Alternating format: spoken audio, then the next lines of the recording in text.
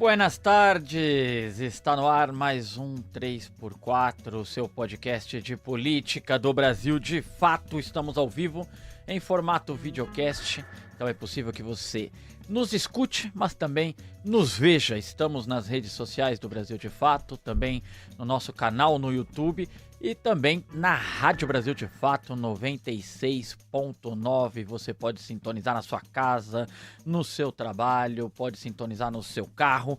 Eu sou Igor Carvalho, vou com você até às 16 horas e aqui ao meu lado, compondo a bancada do 3x4, está ele, ex-presidente do PT, ex-constitucionalista, ex-guerrilheiro do Araguaia. Mas uma coisa você não é ex-genuíno, entusiasta desse país, José Genuíno. Jamais, porque eu me movo pela vontade de transformar esse país de maneira soberana, democrática e popular. Sempre em busca de conquistar mentes e corações. Porque esse é o caminho para a esquerda não ser domesticada, não ficar administrando apenas as brechas do modelo neoliberal. Por falar em domesticado e explorando as brechas, vamos falar hoje de uma brecha que esse ano será extremamente explorada, que é a abertura do calendário eleitoral. Nós vamos falar sobre a campanha presidencial, a corrida eleitoral pela cadeira do Palácio do Planalto, que, indicam as pesquisas recentes, está cada vez mais polarizada entre Luiz Inácio Lula da Silva, presidente do Brasil em exercício no seu terceiro mandato, e o senador Flávio Bolsonaro, filho do ex-presidente Jair Bolsonaro. Falaremos aqui das implicações que restam, que ficam pelo caminho por conta dessa polarização, como a possível derrota de Gilberto Kassab, já na abertura da corrida eleitoral.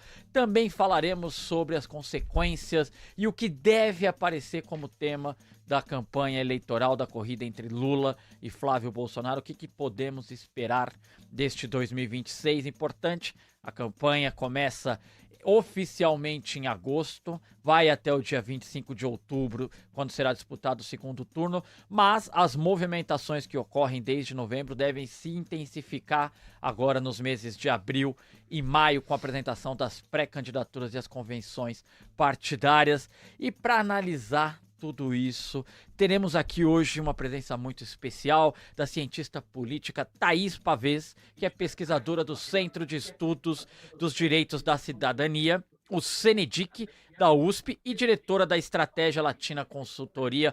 Thaís, muito bem-vinda, obrigada por aceitar o convite do Brasil de Fato. Boa tarde, Igor. Boa tarde, Genuíno. É um prazer estar aqui com vocês e discutir esse tema, enfim, que nos movimenta, está movimentando o cenário político do país, né? Legal. Tá, Genuíno, vou começar com a nossa convidada, Claro. com Thaís. Falando aqui, a gente estava falando dos prazeres de ter uma conversa de botequim falando sobre política, né, Thaís? Então já vou te jogar uma pergunta aberta, que você pode ficar à vontade para falar sobre ela. As pesquisas elas já indicam que Lula e Flávio Bolsonaro estão isolados. Ou seja, a tendência de polarização está confirmada em mais uma eleição. E nós já vamos aí para quase uma década de polarização entre o bolsonarismo, entre a extrema-direita brasileira, focada e forjada na figura de Jair Bolsonaro, e o campo progressista, para alguns à esquerda, focada e forjada no presidente Lula. O que mantém esse motor da polarização ligado ainda? Por que nós não vemos, não estamos assistindo uma disputa com 3, 4, 5 candidatos com possibilidade de vitória, Thaís? Igor, bom, primeiro isso enfim, é importante a gente entender do que se trata essa polarização. Por exemplo, se a gente compara o período anterior a 2018, o que tinha no país era uma alternância, digamos assim. Depois de 2018, a gente tem uma polarização que ela envolve uma polarização ideológica e principalmente de mobilização de uma visão de mundo que entende a política como uma oposição entre uma espécie de guerra entre nós e eles, puxado pela extrema-direita. Então, digamos assim, um embate, né? É um campo político que alimenta essa ideia de nós e eles, movido por um projeto de uma ideia do novo Brasil, por um diagnóstico, né, de que, enfim, o sistema estaria todo corrompido, que a sociedade tem os valores invertidos, tem uma pauta de valores muito definida, né,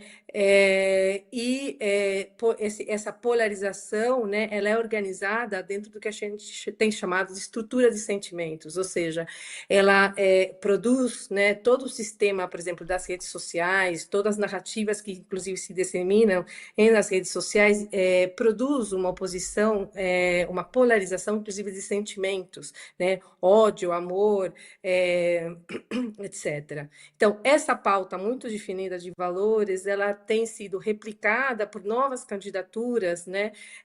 A gente viu isso nas eleições municipais e que tem dado frutos políticos, né? Os candidatos, por exemplo, que venceram as eleições municipais, eles tinham, né, como fonte esse projeto, esse arcabouço, esse campo de valores nitidamente identificado com o bolsonarismo, né? Então, trata-se de uma polarização que ela tem um enraizamento social e ideológico que cria identidades e que cria também rejeições cruzadas, né?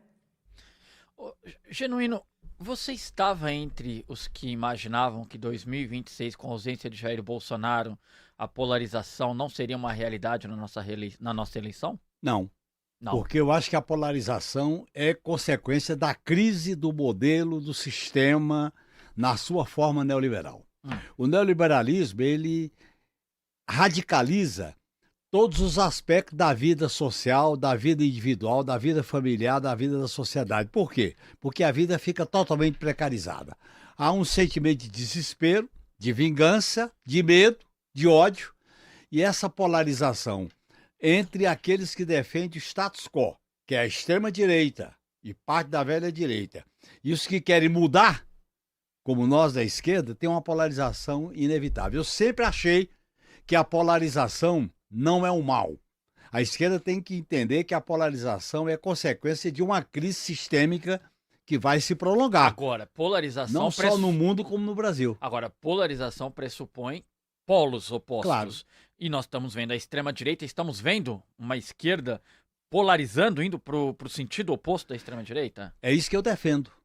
A esquerda Nesse sentido, a polarização pode ser boa, mas... A esquerda tem que polarizar, não tem outra alternativa, Igor. Ou a esquerda polariza ou ela vai ser derrotada. Porque a polarização ela tem um fato objetivo. Nós temos uma crise sistêmica.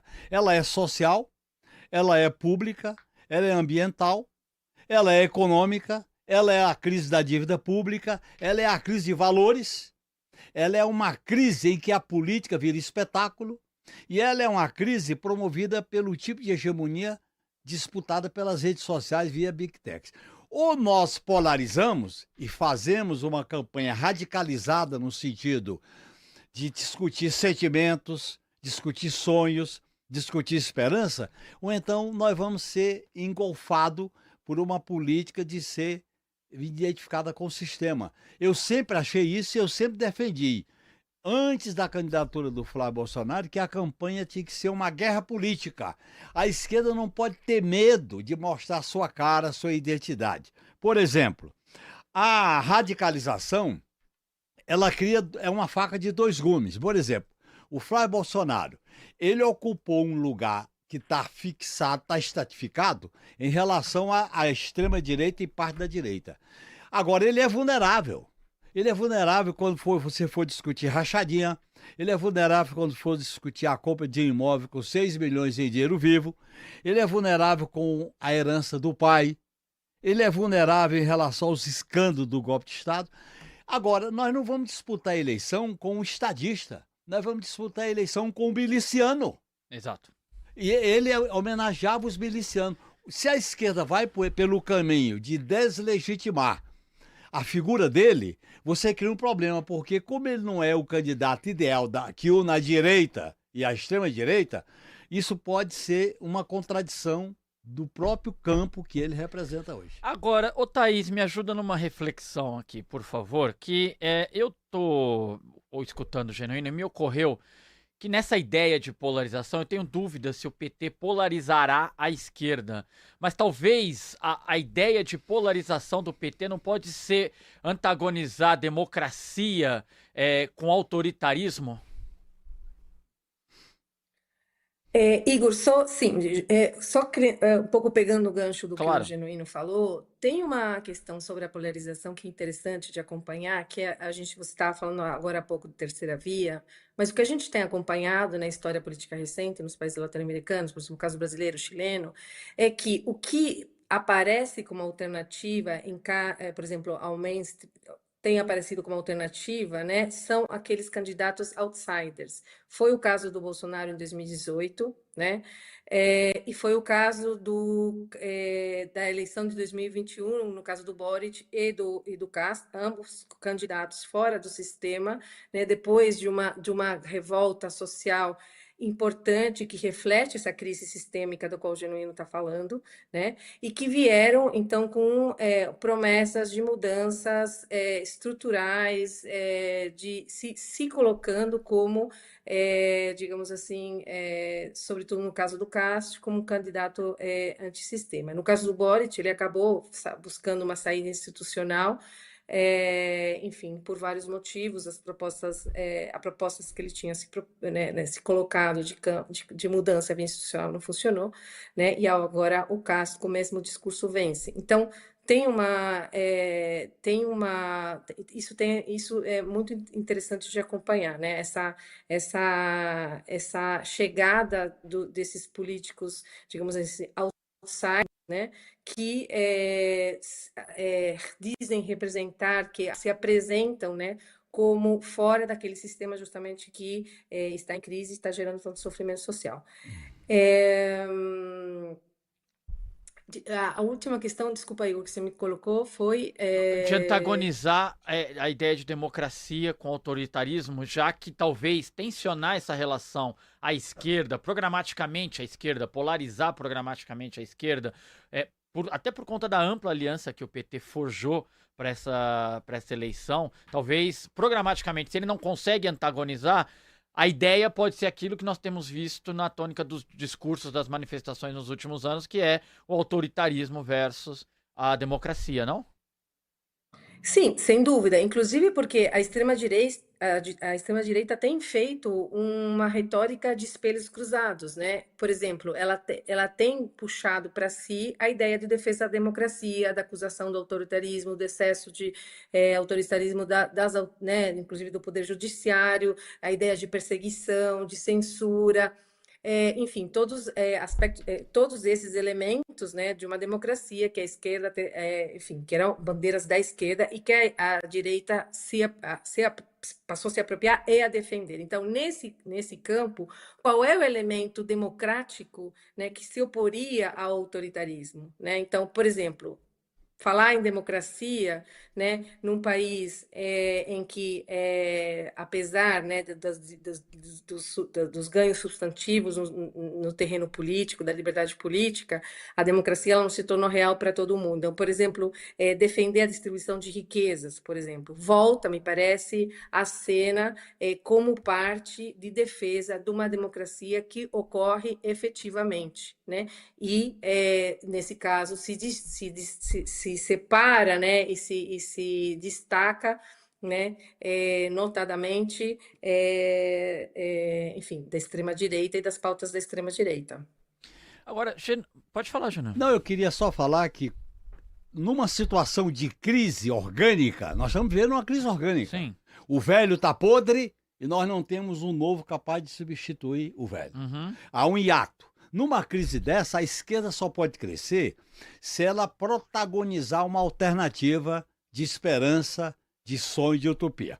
Aí é que eu entro. O Boric do Chile. Ele nasceu de um movimento antissistema, mas ele se enquadrou num reformismo de baixa intensidade. Os peronistas na Argentina. eles se acomodaram a fazer ajuste fiscal. Porque a democracia liberal, e esse aqui é o problema de fundo, a democracia liberal não é mais aquela coisa pintada em cores pelo capitalismo. A democracia liberal perdeu a funcionalidade. A esquerda não pode ser identificada com essa democracia liberal sem conteúdo. Democracia para nós o que é? Direitos. Democracia para nós é a soberania popular. Democracia para nós é reformar as instituições. Por exemplo, emendas do orçamento. Vamos propor um plebiscito para o povo decidir se as emendas são impositivas ou não. Penduricalho. Vamos propor um plebiscito para o povo decidir sobre os penduricalhos. Então, nós temos que democratizar a democracia. E para democratizar a democracia, você tem que colocar direitos e procedimentos. Por exemplo, soberania popular, que é plebiscito e referendo. No meu modo de entender, a esquerda não pode ter medo da polarização. A eleição de 2018, a gente teve medo da polarização. A gente tinha que ter enfrentado o inominável. A eleição de 2022, a gente se preocupou em conter. A gente fez um processo de contenção da ameaça fascista. Acontece que quando nós governamos durante 2 anos e meio, numa negociação e num diálogo, a gente foi para as cordas. O Lula se levantou quando ele enfrentou IOF, tarifaço, a PEC da bandidagem e por aí fora. Pós 7 de setembro. A esquerda hoje no Brasil e no mundo, ela não tem outro caminho a não ser polarizar, sem doutrinarismo, argumentando com justificativa, com mobilização popular. Não tem outro caminho, no meu modo de entender, porque ela tem que ser antissistema. Claro. Por que ela é antissistema? Porque o sistema que está aí que está produzindo a negação de direitos, feminicídio, fome, desespero, crise da segurança pública, ameaça de guerra. Aí você tem que falar disso, mas principalmente levantando a bandeira de que é necessário construir a esperança, o movimento e tal. Então nós temos que sair da institucionalidade e se meter na sociedade. É um pé na sociedade e um pé na institucionalidade. E o recado foi dado nas ruas, né, Jânio? No pós 7 de setembro, quando começou ali a sequência de vitórias do governo no Congresso e também o aumento da popularidade do Lula nas pesquisas, quando tivemos aquelas manifestações massivas nas ruas. Mas eu queria, Genuíno, falar contigo sobre as pesquisas. Eu vou pedir autorização aqui a quem nos assiste para ler. A Quaest, divulgada na última quarta-feira, Genuíno, dia 11, mostra Lula e Flávio empatados no segundo turno, 41% para cada um.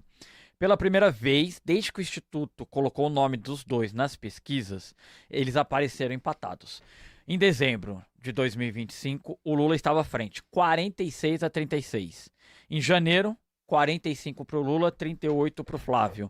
Em fevereiro, 43-38, Lula na frente. E agora 41-41. O Datafolha, também da última semana, coloca o Lula com 46 e o Flávio com 43, empate técnico. Em dezembro, o último levantamento do Datafolha, o Lula tinha 51 e o Flávio 36. É uma ascensão perigosa para os petistas, perigosa para o campo progressista brasileiro. E aí eu te pergunto, Genuíno, esse crescimento do Flávio é a novidade de quem está chegando agora? É ainda precoce porque a campanha do PT, a campanha do Lula não está na rua? De que fenômeno nós estamos falando? Você acha, por exemplo, o Valdemar Costa Neto acha que em abril o Flávio aparece consolidado na frente do Lula nas pesquisas? Você acha que ele passa? Isso é o desejo do Valdemar Costa Sem Neto, dúvida o Bob. Alguma. É o Bob, eu conheço bem o Bob. Veja bem, eu acho que é cedo para a gente chegar a essa conclusão. Primeiro que o Flávio, ele tem uma herança do pai, do bolsonarismo, enquanto corrente de pensamento, de militância política da extrema-direita. Ele procura ocupar um espaço do antipetismo que é divulgado, propagado, exacerbado pela grande mídia monopolista. Porque a grande mídia monopolista fez um trabalho para enfraquecer a liderança do Lula para construir a terceira via. Só que esse movimento, como não construiu a terceira via, deslocou parte do eleitorado para ser contra o PT e contra o Lula, votando no Flávio Bolsonaro. Em terceiro lugar, a grande mídia conservadora, monopolista, e principalmente o sistema financeiro e o agronegócio, pegar esses dois elementos aí da classe dominante, eles tentam fazer um jogo duplo. E levanta a bandeira do Flávio para poder enfraquecer o Lula, para ver se é possível sair uma terceira via, como eles fizeram em 2022. Ou então, enfraquece o Lula para forçar o Lula a baixar o sarrafo do programa e fazer um programa sem risco para eles. Então eu acho que nós não podemos, nós temos que levar em conta os números, mas a leitura tem que ser mais, vamos dizer assim, mais capciosa, mais ousada, porque eu não acredito nem na neutralidade da mídia, nem na neutralidade, nem da idoneidade das pesquisas. Os números estão aí. Agora, como elas refletem o momento, a gente tem que trabalhar com essa perspectiva. Por exemplo, eu acho que o Lula está com uma posição muito estratificada de metade do eleitorado. Vamos pegar assim a grosso modo. Considerando que ele não tem apoio do sistema, considerando o anti-Lula e o antipetismo, isso é um patamar muito forte para a gente começar uma campanha. Eu acho que dá para a gente pegar as vulnerabilidades do Bolsonaro e da família, do próprio Flávio, que vai aparecer com uma roupagem, vamos dizer assim, formalmente enganadora. Nós temos que dissecar o boneco e mostrar o que tem no conteúdo dessa roupa, desse boneco. Eu acho que dá para a gente fazer esse enfrentamento. Agora, se a gente ficar imbuído pela ideia de que a eleição está perdida, de que o Flávio vai estar na frente do Lula em abril, como que é o Bob, né? Como que é o Bob de Mogi das Cruzes. Aí nós vamos criando um certo pessimismo militante. Nós temos que ir para uma campanha para colocar, vamos dizer assim, o objetivo estratégico. Essa campanha, Igor, é uma campanha que tem algumas novidades estratégicas. Primeiro, se a extrema-direita ganhar essa eleição, o Brasil vai passar por uma política de anexação dos Estados Unidos. É disso que se trata. Com Trump e tudo. E eles vão completar as privatizações e fazer a destruição dos direitos sociais. Por isso que eu acho que nós temos que fazer a crítica e a apresentação de uma proposta alternativa. Eu acho que dá para fazer esse enfrentamento. Não. Porque também essa campanha vai sinalizar uma coisa. O Lula 4 terá que ser o Lula da transformação. É o que fecha a biografia, ou faz né? a transformação, ou então nós vamos perder. E outra coisa, nós não temos margem de manobra. A crise vai nos levar a fazer essa escolha. Vou chamar a Thaís aqui para essa conversa, vou só aproveitar aqui. A Macris manda aqui um salve pro Genuíno. O Murilo da Boa Tarde diz que a esquerda tem que se unir no Rio Grande do Sul com Brizola e o Petro. E vice do Brizola com mais força e foco no Senado. Hoje saiu pesquisa aí, né, Murilo? O Zucco lidera, viu, Genuíno? O Zucco, deputado federal, lidera lá no Rio Grande do Sul. Mas se você somar os valores da Juliana Brizola e do Edgar Preto, os dois, a soma dos valores deles, coloca uma candidatura à esquerda à frente do Zucco. Saiu também para o Senado, a Manuela Dávila muito bem pontuada lá, mas eu vou chamar a Thaís aqui. Thaís, falávamos aqui desses dados das últimas pesquisas. Queria te escutar uma leitura tua sobre o crescimento do Flávio Bolsonaro, uma radiografia sobre o que esses números dos últimos 3 meses nos dizem. Sim, Igor, só partindo acho que é importante a gente lembrar que as eleições municipais nos deram um certo termômetro um certo termômetro desse cenário eleitoral. E já nas eleições municipais a gente viu uma certa energia, né, uma energia do bolsonarismo, uma expansão do centrão e novidades na política, como foi o caso do Pablo Marçal. Isso eu quero pegar para dizer o seguinte: em pesquisas qualitativas que a gente fez, de fato, a gente via que existia espaço para uma liderança para além do Bolsonaro, né? Por ter o bolsonarismo se tornado um movimento que tem um projeto político, que tem uma ideia de país, etc., e que, digamos, se o Bolsonaro não estivesse liderando enfim, como não pudesse se candidatar, outros poderiam se candidatar no lugar dele. Então aparecia o Tarcísio, aparecia a Michelle, e de fato os filhos do Bolsonaro apareciam com certo receio, sobretudo pelos escândalos de corrupção. O que a gente viu nos últimos meses foi que a escolha do Bolsonaro, né, acabou, digamos, se mostrando uma escolha de sucesso. O Flávio Bolsonaro acabou, digamos assim, progressivamente sendo identificado e aceito pelo campo bolsonarista como o candidato do campo, né?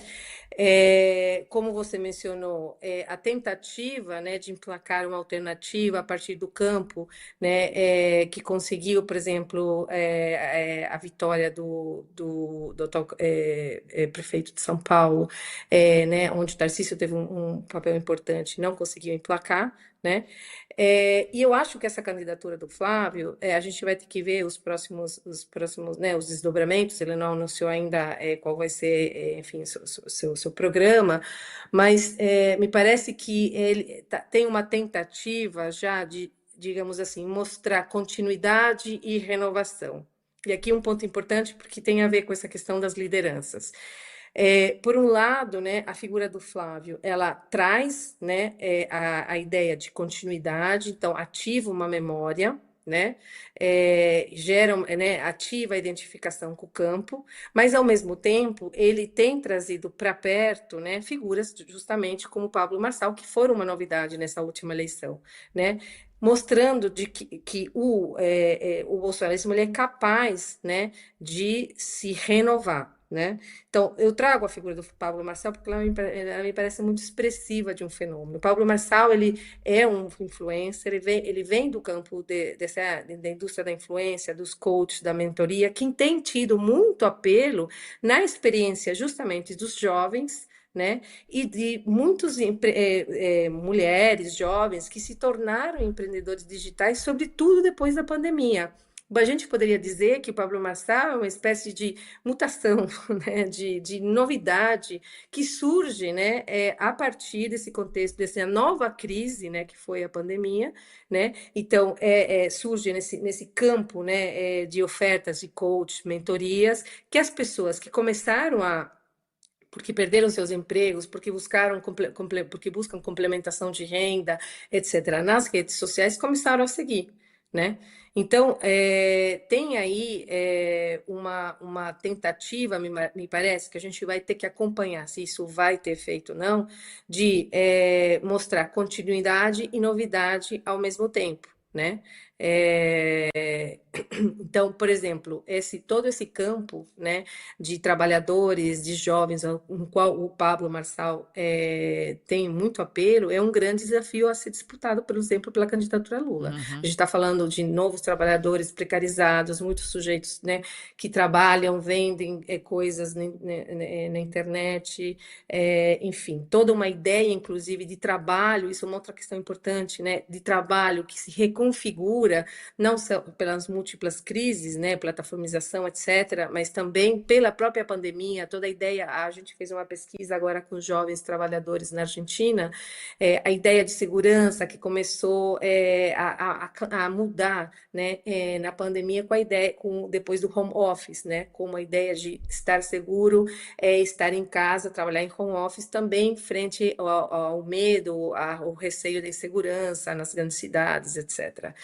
Então, essa candidatura do Flávio Bolsonaro, ela me parece que conjuga continuidade e novidade ao mesmo tempo. Agora, Thaís, nós temos hoje, falando a grosso modo, sem fracionar os números, 30% do eleitorado é lulista, 30% do Bolsonaro, do eleitorado é bolsonarista, e aí você tem uma fração desse eleitorado, ou seja, outros 30%, que estão indecisos. Porque não votam no Bolsonaro, não votam no Lula, não gostam de nenhum dos dois, mas são eles que vão decidir a eleição no país. Segundo a Quaest, esse percentual de indecisos que não gostam de nenhum dos dois candidatos, 32% afirmam que devem votar no Flávio Bolsonaro e 26% que devem votar no Lula. Nós temos sinais de por que esse eleitorado resiste à figura do Lula e por enquanto tem uma adesão mais fácil ao nome do Flávio Bolsonaro? Me parece que tem, como acho que foi o Genuíno que comentou, tem nesse eleitorado um forte sentimento antissistema. né? São um eleitorado que tem uma crítica, né, às instituições, são pessoas céticas, né, em relação às instituições. Portanto, a tendência, né, diante, talvez, de uma avaliação em que o governo, né, não consegue fazer uma transformação, né, que atinja substantivamente né, a sua experiência de vida, né, que dialogue diretamente com a transformação, ou alguma expectativa de transformação, que está no poder, que já é o terceiro governo, né, a tendência, né, a uma certa fadiga é maior nesse eleitorado em relação ao governo Lula, né? Agora é interessante porque em 2018 a gente tinha um cenário em que era, digamos, o lulismo, né, representado pelo então candidato Haddad, e o Bolsonaro, que quando a gente conversava com as pessoas era uma espécie de aposta, né? Então me parece que esses indecisos fizeram uma escolha por uma aposta, por algo que vamos ver no que vai dar. Ele tem um discurso antissistema, é uma novidade, não vem da política, etc. Para o Flávio Bolsonaro, é mais difícil sustentar isso do que era para o Bolsonaro em 2018, né? Mas, apesar de... Por isso que, inclusive, o bolsonarismo ele tem tem esse discurso anticorrupção né, e tem muito cuidado em continuar a se apresentar como antissistema, né, para justamente continuar a dialogar com parte desse eleitorado, né? Então, isso enfim, isso me parece uma coisa chave para o campo bolsonarista, continuar a se mostrar como antissistema, para ter esse diálogo com esse eleitor, e, além disso, se mostrar como uma novidade. O grande problema Por favor, Genuíno. é que existe uma faixa do eleitorado que a pesquisa apenas citou, mas não analisou, que é o eleitorado que está se abstendo, que não vota em ninguém. Porque esses que falou de 32 a 26, que são um terço de que não tende a ser majoritário, pelo menos para o Flávio, você tem o eleitorado da abstenção. Como é que você discute o eleitorado que está se abstendo? Se você trazer para o debate as questões da vida dele. Então, por exemplo, eu acho que a pauta do povo, a questão das reformas democráticas que envolvam a situação concreta, o tema da soberania nacional que vai ter repercussão no processo eleitoral de 2026. Eu acho que esses três eixos, Igor, se a gente souber trabalhar com bandeiras concretas, nós podemos renovar o discurso. É claro que o Lula, aos 80 anos, ele já tem aquela marca de que já exerceu o mandato 3 vezes. Agora, para o Lula é decisivo renovar o discurso. Se o Lula não renovar o discurso, ele não enfrentará com êxito. Qual o problema? É possível renovar o discurso se a gente assumir a postura antissistema. Pega a eleição dos Estados Unidos. O que era o Trump e a Kamala Harris? A Kamala Harris podia ser a novidade. A mulher, tá certo? Vinculação com o movimento negro e com as pautas chamadas identitárias equivocadamente. E ela perdeu para um candidato 79 anos, 80 anos, mas trabalhou com a pauta do sistema, de dar uma alternativa global para os Estados Unidos, pelo lado da direita. O Lula tem que ser um candidato que apresente um discurso novo na alternativa para o país. Ele não pode ficar só falando do passado. Eu fiz isso, fiz isso, fiz isso. Essa eleição não é uma tabela da padaria ou da mercearia que a gente vai dizer uma tabela, isso, como aquelas que o Trump mostrou. Não é isso. É trabalhar com a ideia de que fizemos isso, mas nós queremos fazer mais para isso, para isso, para isso. Então nós temos que falar da esperança, do futuro. E com argumento, com bandeira concreta. O fim da jornada 6x1, a questão da tarifa zero, os ricos no imposto de renda, são temas que podem mobilizar esse eleitorado que, com base no que o Lula fez, ele não está atraído por Lula. Mas para o que o Lula vai fazer, ele pode ser até. E daí entra no nossa campanha eleitoral um sistema. Tem que ter uma esquerda nessa campanha, a esquerda do Lula. A frente ampla não é suficiente. Você tem que ter uma esquerda do Lula. Tem que ter uma esquerda dentro da frente ampla. E tem que fazer uma aliança com a esquerda. Por exemplo, você citou o caso do Rio Grande do Sul. Cita o caso aqui de São Paulo. Tem vários estados que a gente pode examinar como construir palanques que você combine a amplitude da frente pontual eleitoral com uma frente mais à esquerda para tensionar. Antes de seguir aqui, vou dar um rápido recado aqui para nossa audiência. Quero te fazer um convite. Você que gosta do 3x4, você que acompanha a agenda política do país pelo Brasil de Fato, nós estamos com uma campanha no ar. Apoie a mídia independente a continuar contando as histórias que nós contamos no Brasil de Fato. Há uma campanha no Apoia-se. Para acessar é apoia.se/Brasil de Fato, apoia a comunicação popular, você pode receber brindes aqui do Brasil de Fato. Vamos ver se eu acerto ou errei de novo. Toda semana eu erro. Aqui tá o QR Code, você pode apontar teu celular para o QR Code e vai direto para a página da campanha. Vamos seguir com o nosso debate aqui, com a nossa conversa, José Genuíno e Thaís Pavês. Genuíno, eu não sei ainda, o segundo turno tem uma data marcada, dia 25 de outubro, que é aniversário desse que vos fala, viu, Genuíno? Então trabalharei cobrindo a eleição no dia do meu aniversário aqui. Será uma grande festa a vitória do dia do seu aniversário. Tá certo. Assim espero, Genuíno. Assim vamos lutar. Perfeito. Não adianta esperar, tem que esperar militando. Tá certo.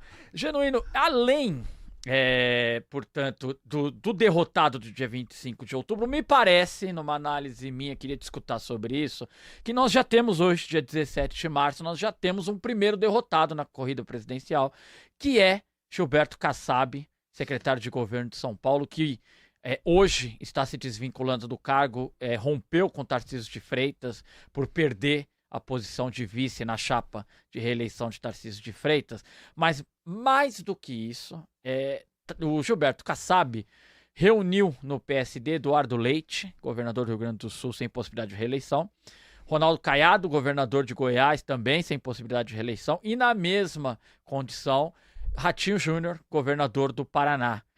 E criou ali um ambiente de 3 presidenciáveis, de potência da terceira via, 3 candidatos que não aderem ao bolsonarismo, não aderem ao lulismo, e que teríamos então, depois de quase 10 anos, a possibilidade de uma terceira via, tão sonhada lá atrás por alguns, como Sérgio Moro, nas eleições presidenciais. Porém, naufragou. Nenhum dos 3 consegue ultrapassar os 5 pontos percentuais em qualquer pesquisa. O que vai melhor é Ratinho Júnior, figura ali com 4%, 4,5%, com a Este e Paraná Pesquisas.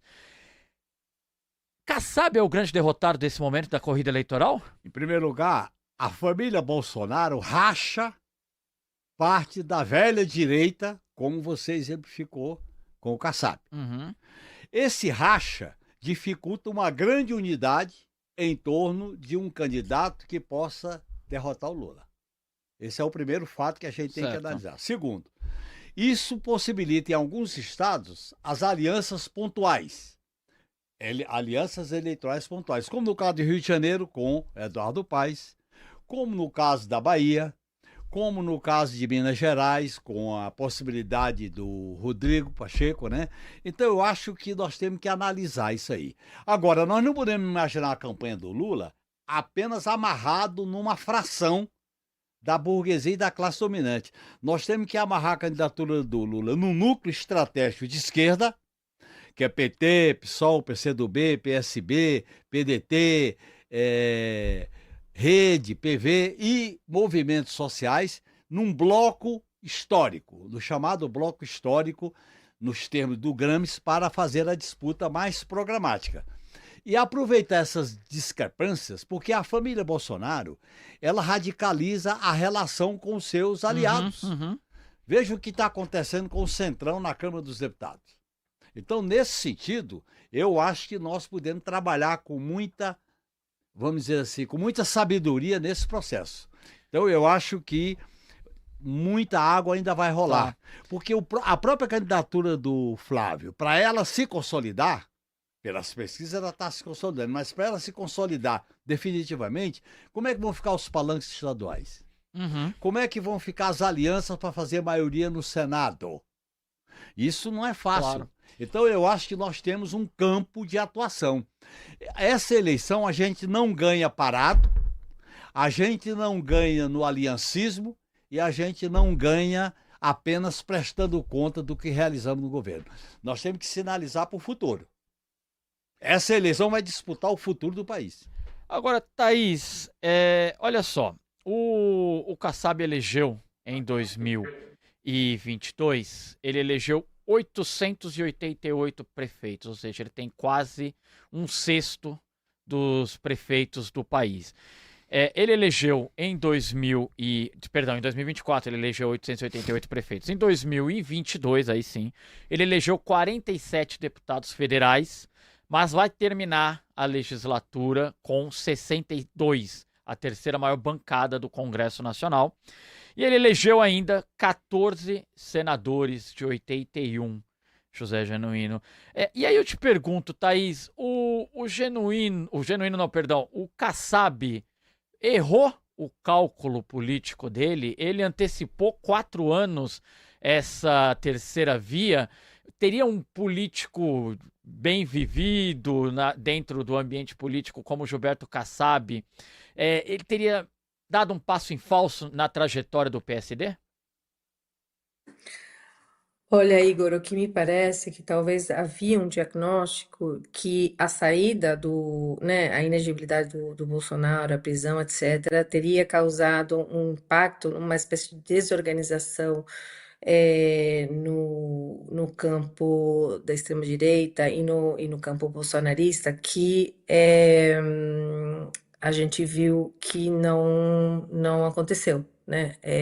Houve aí, obviamente, um rearranjo, houve, né, tensões, mas o Bolsonaro continuou, né, na liderança, conseguiu emplacar a alternativa dele, inclusive conseguiu que o Tarcísio, né, no fim, se juntasse, né, no fim, agora, mas no fim, né, a candidatura do Flávio Bolsonaro. Portanto, me parece que vivo, né, com capacidade de, digamos assim, real, de pelo menos assim, passar para um segundo turno, e há uma chance de que a gente repita o cenário de 2022, que a eleição seja muito, muito, muito acirrada. Me parece que mostra, né, que não havia tanto espaço para uma, digamos assim, chamada terceira via, né? Então, me parece que essa força do bolsonarismo, né, que já havia aparecido na eleição municipal, né, talvez, e o efeito, sobretudo o efeito, né, da prisão do Bolsonaro, talvez não tenha sido adequadamente avaliada.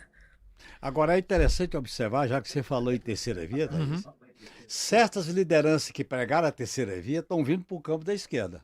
O exemplo disso é a Simone Tebet, Sim. que será candidata ao Senado em São Paulo. Ela foi a principal defensora da terceira via, inclusive aplaudida pela famosa, a famosa Vênus Pratinada, para não citar o nome, do partido da mídia. Então, nesse sentido, eu acho que tem aspectos aí nos estados que vão aparecer. O PMDB vai rachar, tá certo? Já tirou uma decisão que não vai apoiar nenhum dos candidatos.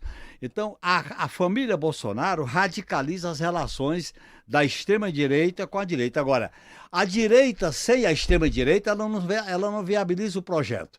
Só que a extrema-direita tem no comando da hegemonia da extrema-direita a família.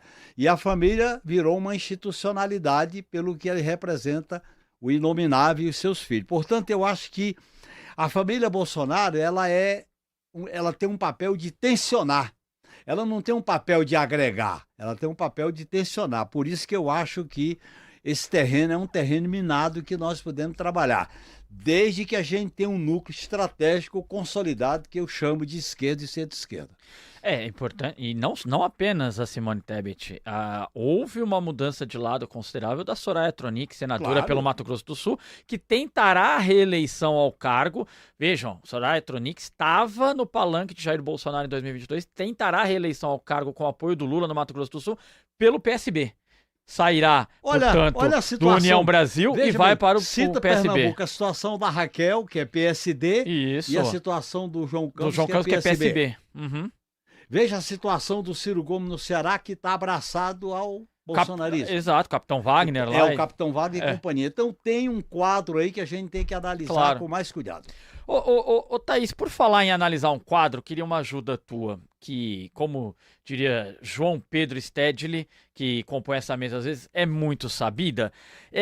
Nós estamos vendo uma disputa que eu considero ela um pouco preocupante se nós pensarmos no debate sobre economia digital, redes sociais, big techs e costumes.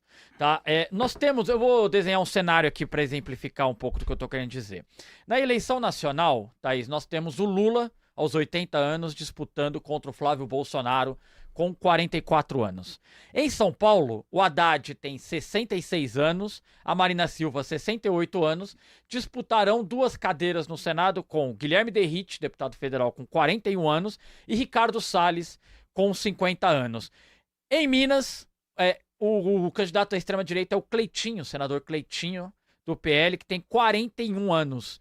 O candidato, por enquanto, há uma articulação em torno do Pacheco, que tem 49, por enquanto, candidato anunciado é o Calil, que tem 66 anos pelo PDT.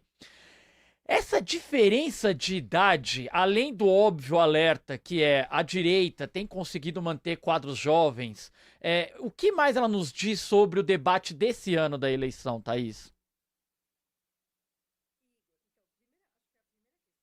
Antes de a gente destacar, é que a extrema-direita ela tem sido capaz de renovar suas lideranças, digamos assim, por 2 motivos, e aí eu vou entrar na questão da idade, que é mais, digamos assim, a gente precisa dar mais voltas em cima disso. A extrema-direita, inclusive o bolsonarismo faz parte do movimento global de ascensão da extrema-direita, onde a gente tem conseguido identificar, ao estudar, né, o fenômeno em diferentes países, uma espécie de script comum, tá? Então, cada vez que surge um candidato ou uma candidata, ela tem, digamos, esse script, né? Que vai se atualizando e se renovando à medida que vão aparecendo novas figuras. Então, a gente tem, se você compara, por exemplo, o Bolsonaro com o Pablo Marçal, a gente vê diferenças, né? Por exemplo, no uso, se bem os dois usaram as redes sociais, né? No caso do Bolsonaro, a gente tinha o uso do WhatsApp, né? Como, digamos assim, como elemento central da estratégia de campanha. No caso já no caso do Marçal, a gente tem um influencer, já a gente está na pós-pandemia, né? Um influencer que vem do campo digital, que tem novas estratégias de comunicação política, como a gente viu, né? Seja dos cortes, etc., que mobiliza uma tecnotopia, que fala em sonho, etc., né? E que dialoga com a experiência social real de uma série de jovens que estão aí, né? Que não encontram espaço no mercado de trabalho, formal, enfim, tem outras expectativas, inclusive em relação aos pais. Então, tem muitos jovens, né, cujo sonho já não é uma vida centrada no trabalho, como foi a vida dos pais, né, como foi, né, a vida dos pais ou avós, né? Então, desse script, o que acontece? Vai, então, gerando possibilidade de atualizar e de, digamos assim, dar às novas candidaturas repertório, né? E essa questão, né, do mundo digital, a gente tem feito várias pesquisas sobre essa questão dos influencers na política, etc. A extrema-direita tem sido muito hábil em incorporar, né, isso, e aí é a questão da idade. A gente tem, por exemplo, no caso do Chile, o caso do CAST. O CAST Não é um candidato, né? Foi eleito agora, ele não é um candidato jovem, mas em 2021, Jovem, né, ele companheira? O Bora é que foi. era jovem, mas ficou velho no exercício do governo. Exato, Tem jovem que tem a cabeça de velho. exatamente. Esse era o ponto que eu ia chegar, Genuíno. Esse era o ponto que eu ia chegar. Exatamente. O Cast, né, que vinha do partido tradicional, rompeu, etc. Ele Nazista. não é um jovem, Nazista. Partido né? nazista, né? Exatamente, pinochetista, né? Conseguiu, né, incorporar na forma toda essa lógica influencer, TikToker e transmitir, né, uma ideia de um político novo, que poderia trazer uma novidade, inovação, etc., né? Então, existem essas ferramentas, digamos assim, essa forma, né, influencer que vem do mundo digital, que a extrema-direita tem conseguido mobilizar muito bem entre seus quadros, né? Então, eu acho que tem digamos assim, essa questão que eu queria te colocar, ou seja, é verdade, né, que a questão da idade é importante, mas mais do que a idade é aquilo que esse candidato ou candidata mobiliza, é a forma como mobiliza. Então, a extrema-direita tem scripts que se atualizam muito rapidamente, versões de lideranças que vão integrando novas propostas, novas formas de dialogar, inclusive com campos que às vezes o rejeita. A gente viu na Argentina uma disputa, né, pelo voto feminino, incorporando, né, obviamente de uma forma que esvazia incorporando pautas feministas, mas que esvazia toda a crítica ao patriarcado, etc., né? Então, isso dá uma agilidade e o fato de responder à experiência de vida vai dando, né, a juventude, mas que é uma juventude política, eu diria, mais do que da idade, estrito sensu, né? Eu acho que nesse Apesar, obviamente, da gente acompanhar Uhum. lideranças jovens que se destacam no país, como Nicolas, né, claramente, inclusive jovens influencers que têm ido para a política, que têm ganhado, nas eleições municipais tiveram grandes votações em Campinas, aqui na Câmara de Vereadores também em São Paulo, etc. Olha, a minha opinião, os meios, por que a extrema-direita, os influencers, têm muita força nos meios? Porque eles têm o poder econômico das big techs, do que representa as redes sociais e como essa comunicação é monopolizada. Em primeiro lugar, isso aqui. Senão a gente vai entender os meios como se fossem neutros. É uma questão de habilidade. Não é só isso. Distribuição de conteúdo através de algoritmo ajuda bastante. Algoritmo, através de... como é que chama? O que dispara. Também.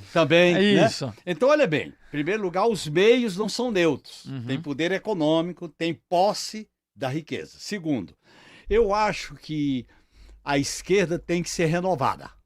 A principal renovação da esquerda é no discurso.